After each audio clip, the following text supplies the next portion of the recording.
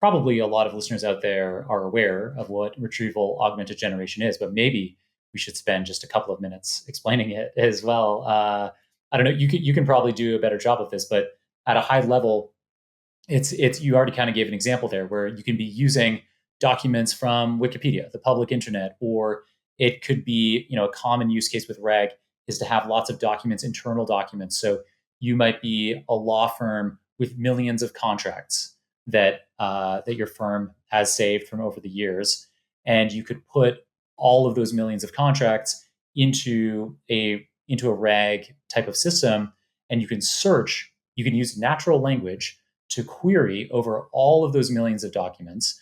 The most relevant ones will be pulled out from the millions, and then you can typically fit that small number of documents that's pulled out, maybe it's half a dozen or a dozen, into the working memory of a given large language model, and then you can have a natural language response come out as a result of that. What do you think about my RAG explanation there?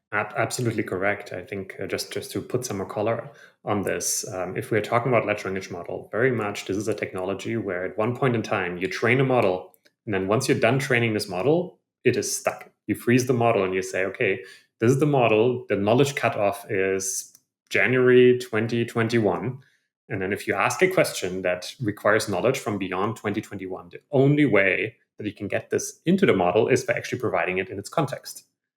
So researchers a couple of years ago, when they developed this RAG technique for large language models in particular, said, well, the most natural thing to do is to couple a search system with the large language model. The large language model is very good at synthesizing, summarizing, extracting information, but this kind of freeze in time is really bad.